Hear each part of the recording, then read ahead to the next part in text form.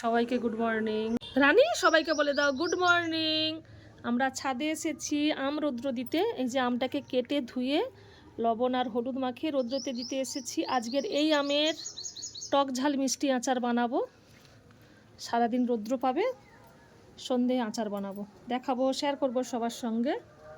চলো রানী নিচে চলো চলো। আমাদের রানী কয়েকদিন ধরে ভীষণ অসুস্থ ছিল, আজ দুদিন একটু ভালো আছে। চলো আমরা নিচে চলে যাব, চলো। এই তো আমের আচার বানাবো, কড়াইটাকে বসিয়ে দিয়েছি আর এখানে মশলাগুলো সব রেডি করে নিয়েছি। শুকনো লঙ্কা, জিরা, তেজপাতা, মশলাগুলো একটু ভেজে নেব।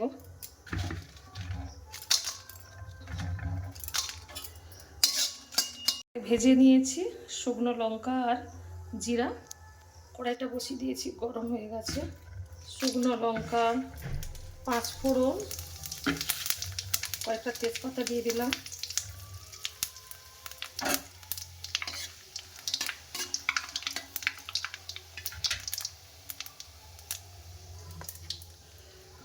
এবার উপর থেকে আমটা দিয়ে দেবো।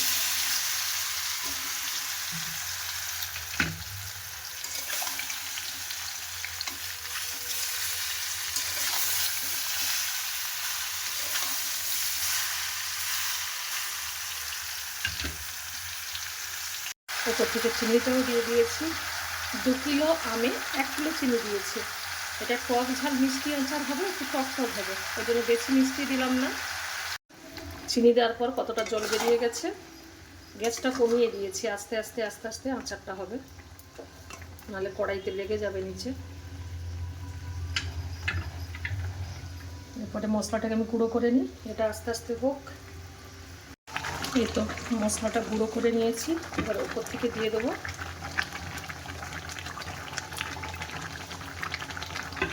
কয়েকটা গোটা শুকনো লঙ্কা, গোটা জিরা, কয়েকটা তেজপাতা আর একটু 5 ফোড়ন একসঙ্গে ভেজে গুঁড়ো করে নিয়েছি।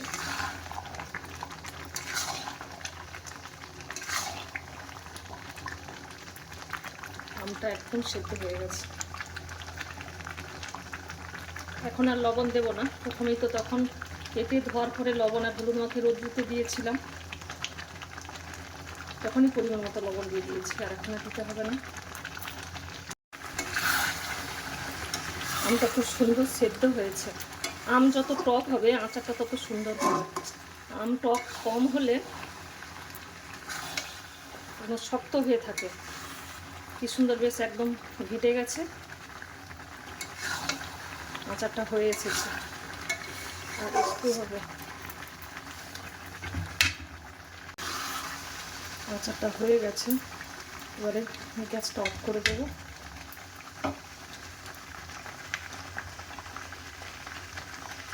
আমি আচার বানাতে ভীষণ ভালোবাসি। আমি আমের বিভিন্ন রকমের আচার বানাই। আমার মতো কে কে আচার বানাতে ভালোবাসেন কমেন্ট করে জানাবেন।